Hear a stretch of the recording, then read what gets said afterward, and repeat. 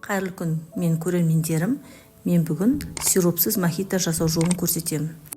Менің рецептім ұнаса, лайк басып, комментарий жазып, тіркеліп кетіңіз. Мен мятамызды жуып тазалап қойдым. Енді осы мятамызды сабағынан жұлып, жапырақтарын бөлек аламыз. Осының бәрін бір-бірден жекелеп, осылай тазалап аламыз сабағынан. Мен мятамды сабағынан тазалап алдым. Енді біз лайм мен лимонымызды қабығын ашып тазалап аламыз. Мен лимон мен мятаны жуып қойдым. Енді осыны қабығын тазалап ашып аламыз. Бұл қабығын сыртын ашмасаң, қышқыл дәм беріп, мятамыздың дәмін бұзады.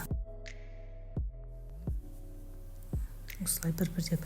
Осы қабығын ашып болғаннан кейін, ана сыртындағы аппақ қабықшасында бәрін тазалап алып тастаймыз.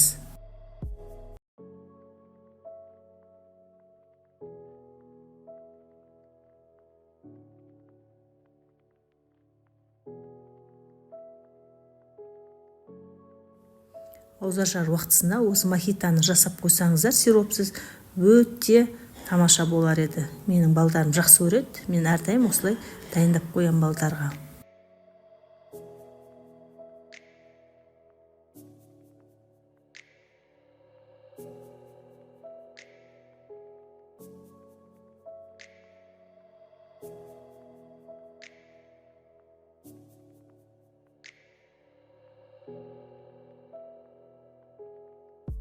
Лимонымыз тазалап болдық. Енді лаймымызды да осы лимон сияқты тазалап қабығын ашып тазалап аламыз.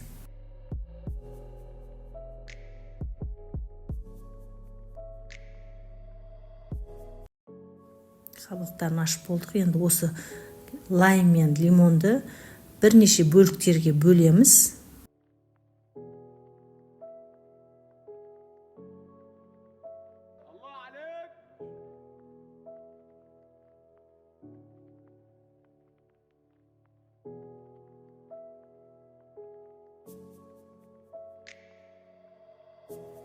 Сүйектерін алып тастайсыздар.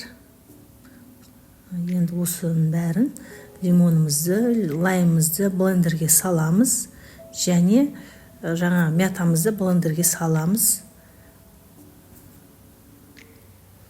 Сосын азғантай спрайт құйып жібереміз. Ана блендер сухой болмас үшін, тез айлану үшін азғантай ғана мөлшерде спрайтымызды құямыз.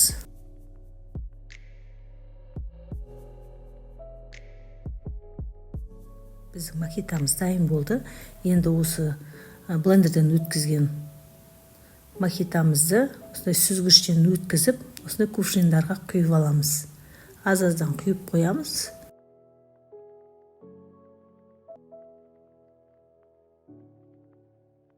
Дайын болған сусынымыздың үстінен спрайтымызды құйып шығамыз.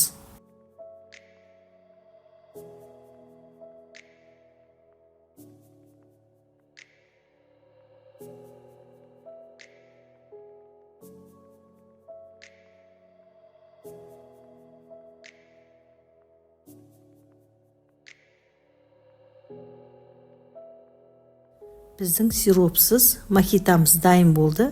Бәріңіз осылай жасап көруге кеңес берем. Менің рецептім сіздерге ұнаса, тіркеліп кетіңіздер, лайк басыңыздар, комментарий жазып кетіңіздер.